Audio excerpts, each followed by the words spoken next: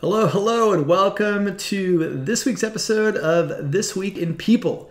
This is a special episode on location at the Four Seasons.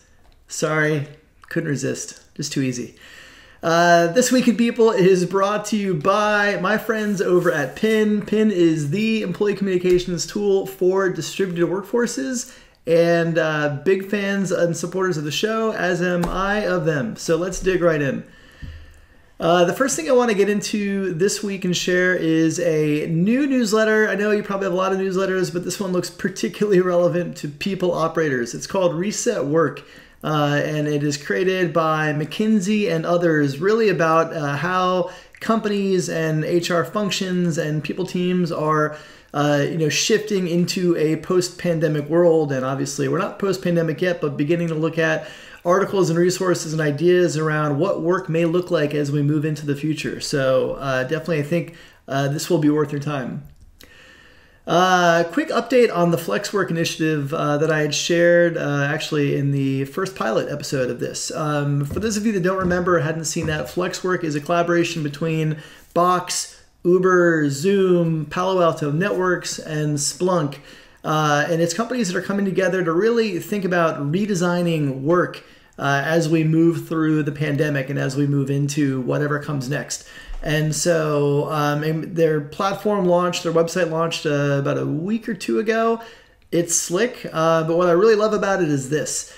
They include a range of case studies from all those companies and soon to be others, digging into and sharing specifically how they're designing and executing progressive initiatives during these times. So great fodder for all of you out there. Similar to platforms like Google Rework and HR Open Source, great way for practitioners to actually get their hands on some tangible practices and playbooks from their peers.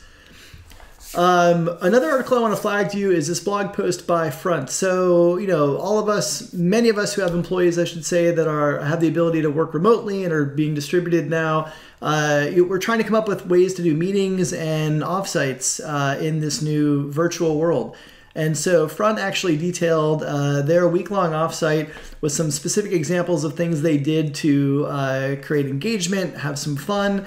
So a good tangible resource, I think, out there for practitioners looking to determine how to create those kind of events when you're not obviously co-located in one space.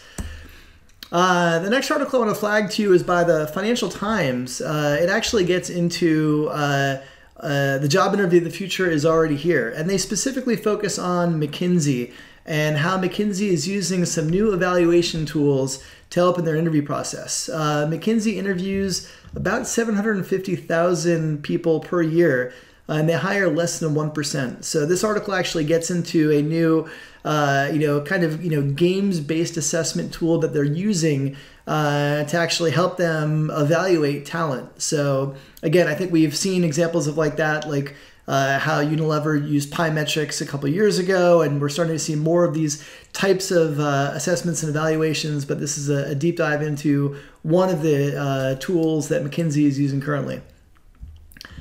Another article that I think is definitely worth your time was this post from HBR. It was titled Our Work From Anywhere Future. And it was really a meaty article that gets into all of the pros and cons around working from anywhere in this new kind of distributed world that we're all in. So like in past episodes, I'll have the links to all of these articles I'm walking you through in the show notes, so you can check them out. But this one I think is definitely worth your time, particularly as we're all grappling with how we're going to be designing our remote work and distributed work plans moving forward. And I think this idea of working from anywhere, they get into specifically the idea of digital nomads and people that are actually moving around. They're not even just in one set location. Yeah, I know this guy. For those of you that are familiar with Hung Lee, he has a series called 20 Questions With, and it was my turn to contribute to that this week. This was a pretty cathartic exercise and a fairly revealing and personal exercise to go through. Hung's a master at creating these kinds of questions that really get into the people who are taking going through the evaluation process. And so for me, I get into some pretty meaty topics that don't normally show up in my content, from fear, from loss, losing my brother to addiction, losing my parents prior to that, and carrying grief and how that impacts my world and a range of other things. So if you ever wanted to kind of go deeper on who I am and why I am the way that I am, now is your opportunity. And last thing I want to close with today is I had some pretty incredible news this week. My upcoming book, Redefining HR, actually hit the #1 new release on Amazon list. So that doesn't happen for me. That happens from all of you. So for those of you that have already pre-purchased the book or have been checking it out, thank you. It means the world to me, and I'm beyond thrilled to actually get this book in your hands in January when it's released. So that's a wrap for this week. We will be back in our regular studio next week. Farewell to Four Seasons Total Landscaping, and we'll see you next week.